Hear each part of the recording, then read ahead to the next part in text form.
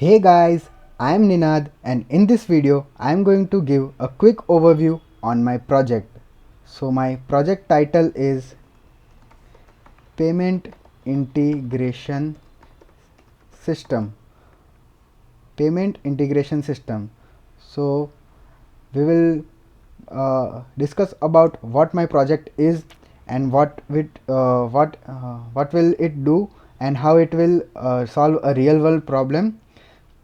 Uh, we will also discuss about what are the components of the project.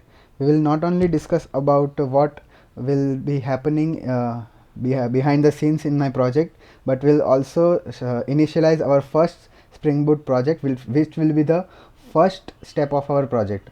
Okay, so let's get started. So as in the name, payment integration system. Okay, so payment integration system, it will solve the real world problem, that is a merchant or a business owner who is doing an online business, an e-commerce website or any online services. He or she want to receive a payment from customer.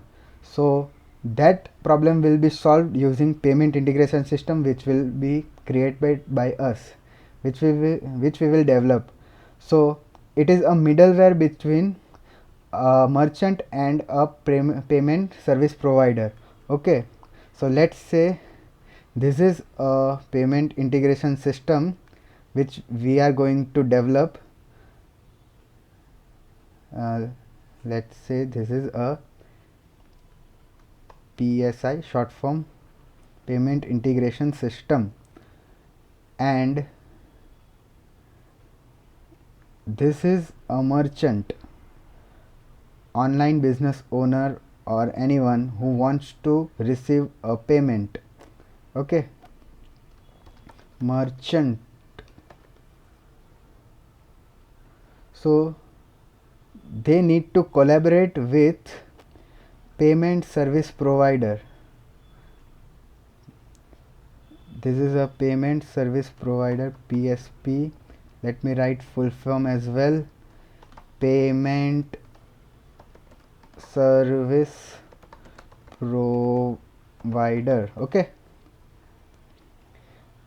payment service provider. So this merchant guys have to collaborate with PSP in order to integrate payment on their systems.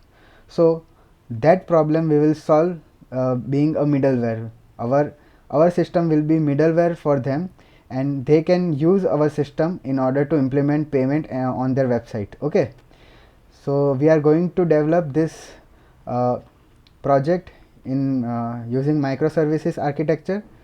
So let's say this is the first microservice,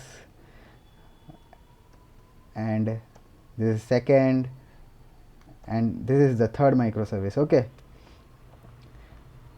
we are going to implement this using microservices. So how we will implement? First question, how we will implement? So there are some payment service providers. We are going to use Trustly payment service provider. There are so many other providers, you can check it on internet, but we are going to use Trustly as our payment service provider. Okay, so we need to search, wait a minute, yeah, here, Trustly.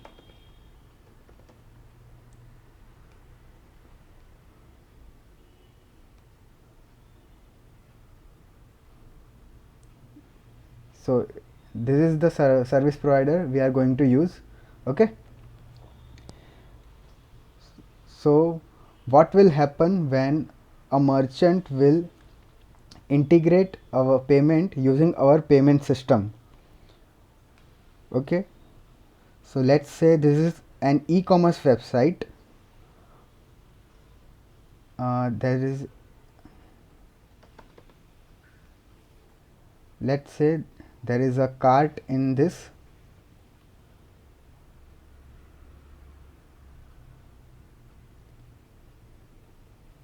There is a cart in this e-commerce website, and user comes here,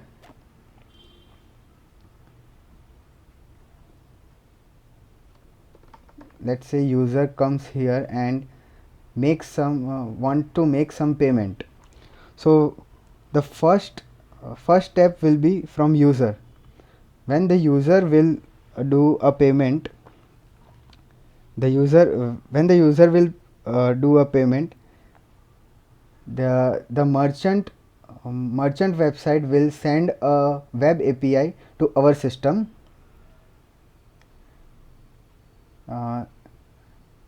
Yeah,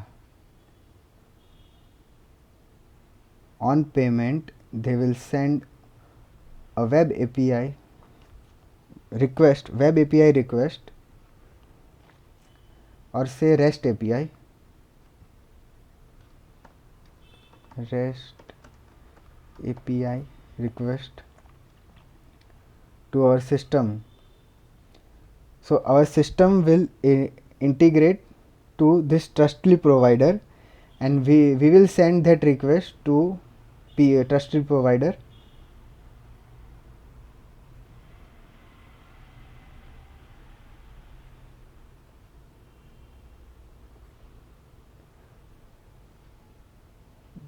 This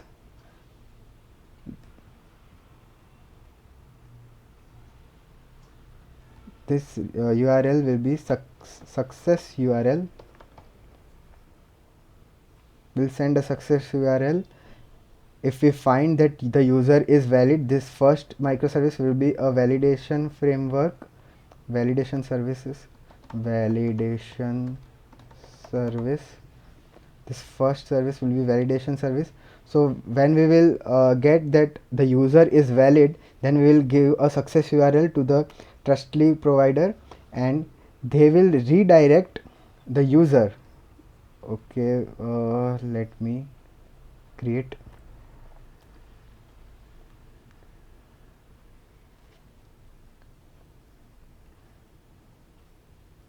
So trustly will redirect the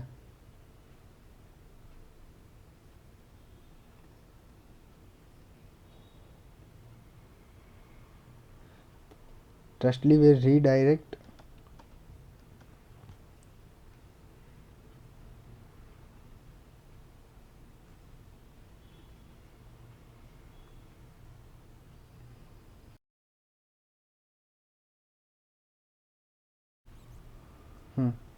okay, so trustly will redirect the user to their hosted page, trustly hosted page, where the user can easily make a payment. Now once the user comes to this trustly hosted page, trustly will ask the user to choose a payment method or a payment type. So now what is this payment method and payment type? Let me write it. Payment method and payment type. So payment method, as in the name, what will be the method of the payment? Card payment or net banking, UPI, and all other this. So we use terms in development, in software development, like card payment is for card payment, and APM, alternate payment option,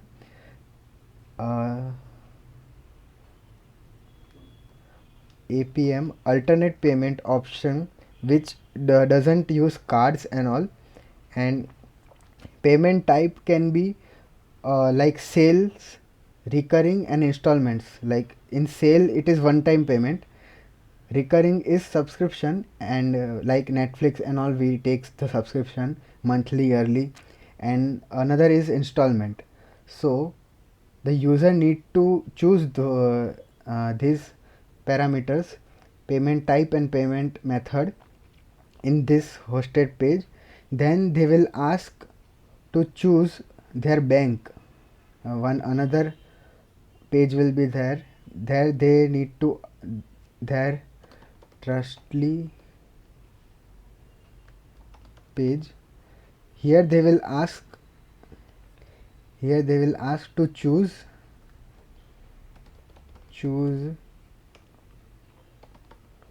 choose your bank.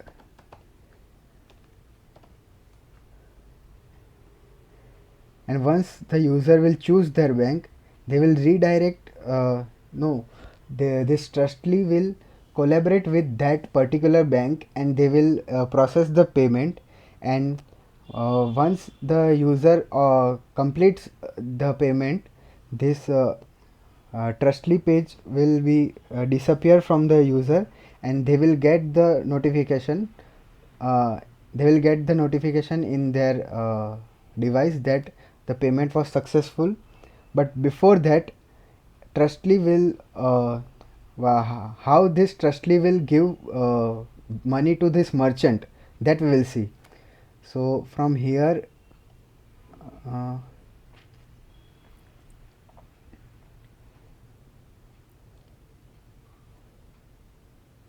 here get user will get after merchant, uh, gets message that the payment was successful. This before this process there are so many process going on, that we will discuss now. So uh, let's say, so when the user will choose this bank, they the amount of the user will be sent to the acquirer bank from the issuer bank. Like when the user will choose this bank, let's say the user have chosen ICICI bank. And so this ICICI bank will transfer the money to the acquirer bank of Trustly. Acquirer bank of Trustly. And when Trustly got that amount, it will say, it will credit that amount to the merchant's Trustly account. So the merchant have to create a Trustly account in the Trustly portal. So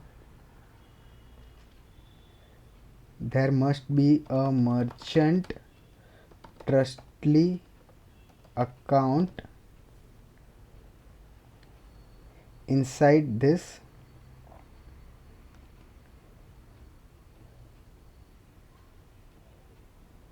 So once Trustly get the payment, it will credit the amount in Trustly merchant Trustly account. Amount credited.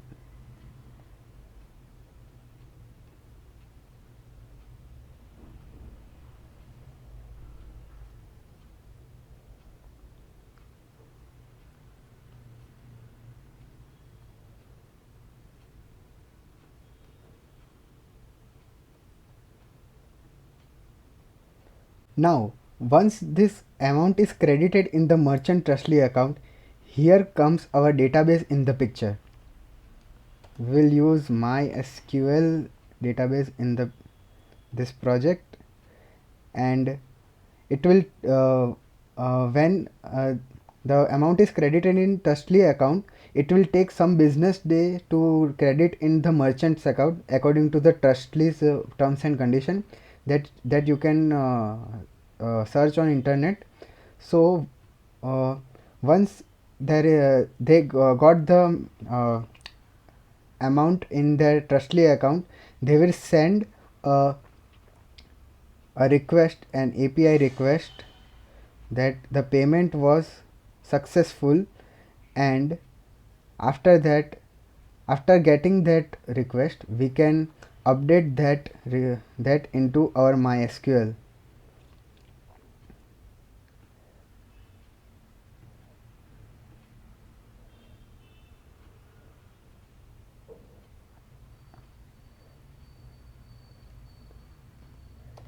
We can update that in our MySQL, and we'll build a project, and at last we will send the message to user that your payment was successful, and you will get your product at this time. So let's remove this, because there is no connection between Trustly and merchant. We are uh, uh, we are the middleware, so Trustly will not send the message to merchant. We will only send the message once we get the updated database that the payment is successful. So this is the end-to-end payment integration system flow using Trustly. Okay, so let's once again recap all the process, how all things will be happen. So firstly, the user will start the user will add to cart and process the payment. Then API request will be sent to our system which we will build. Then we will send the success URL to PSP, that is Trustly.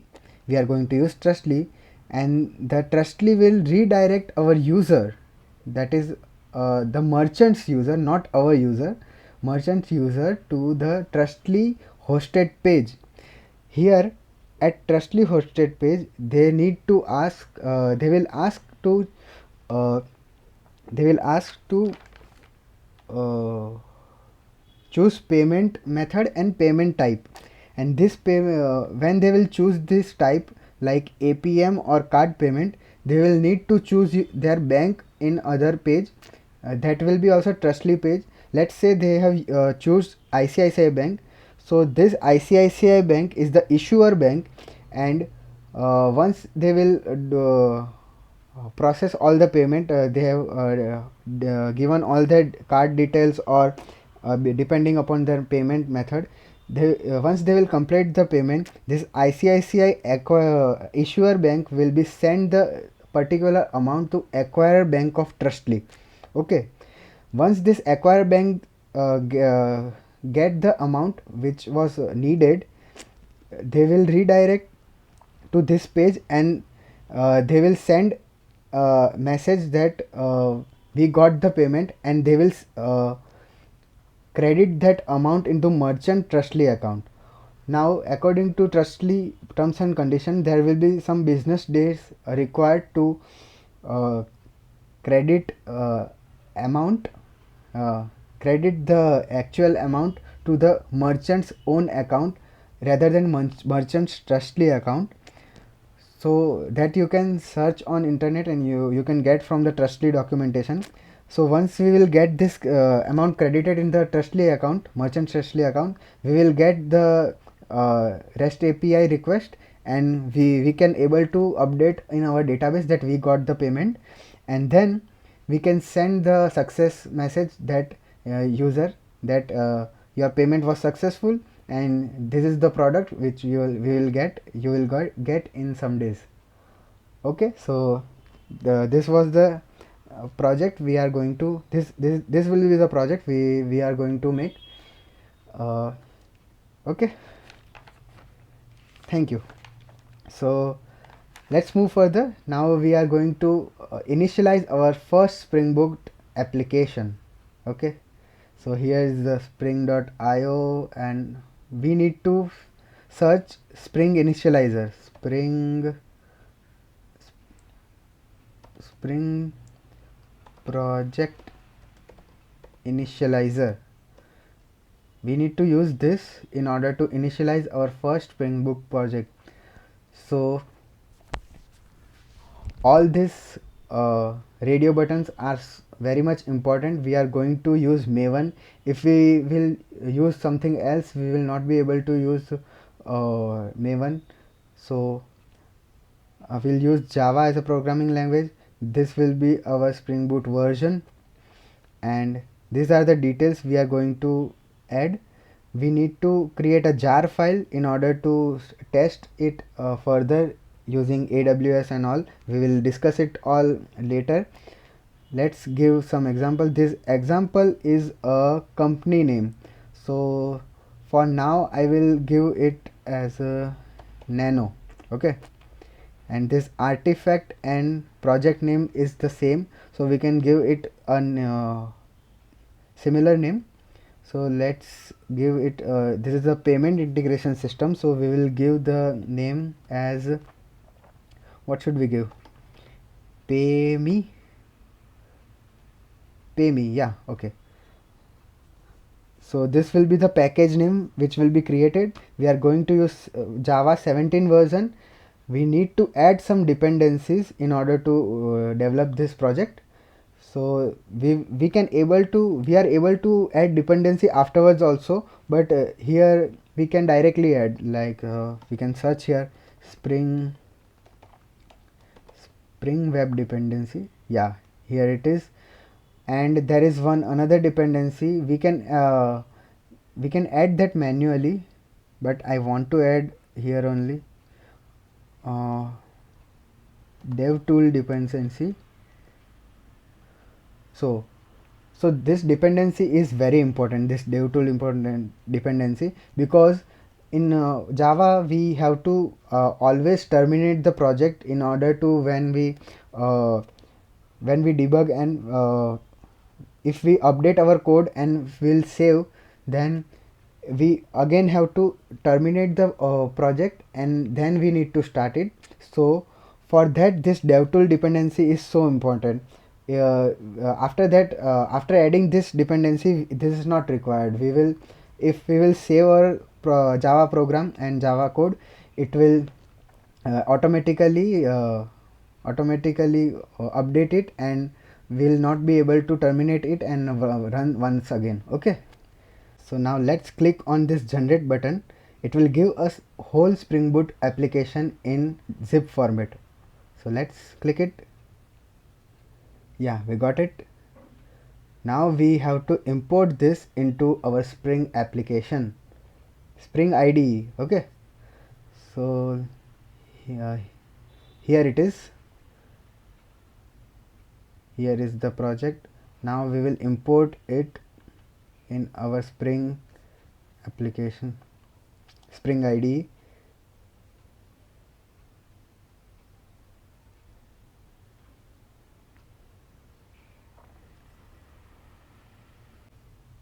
Okay, so how to import that project in our IDE? This is the import project option. Click here, import project, select Maven because we have created a Maven project, existing Maven project. Next, we need to browse. It is in the downloads folder. Here it's pay me and open. We need pom.xml file. This is the most important file in the Spring Boot project because it have all the dependency which are required. We have downloaded 2 dependency, if you remember, right? So just finish and we are all done. Yeah.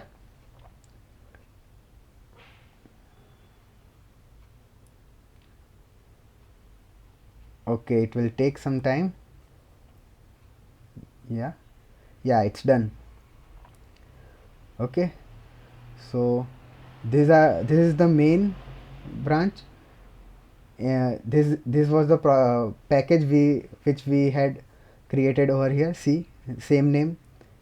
This is the group, same name, and this is the uh, main method from where the application runs. Okay, so this is how we will initialize a project. So now let's create some classes, some basic classes, and let's run it.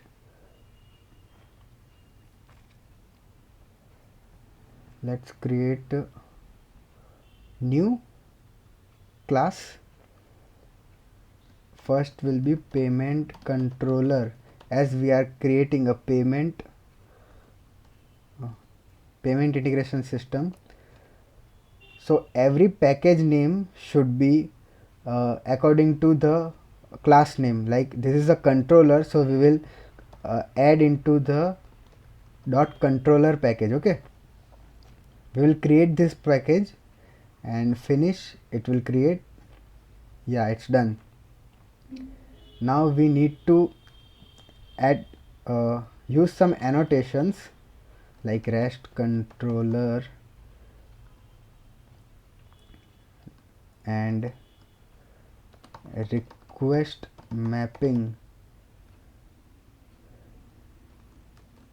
Yeah, these annotations we are required to use in order to control, and this request mapping is used for mapping the URL. See, we can create a method public string. Let's say string will be the return type. Create payment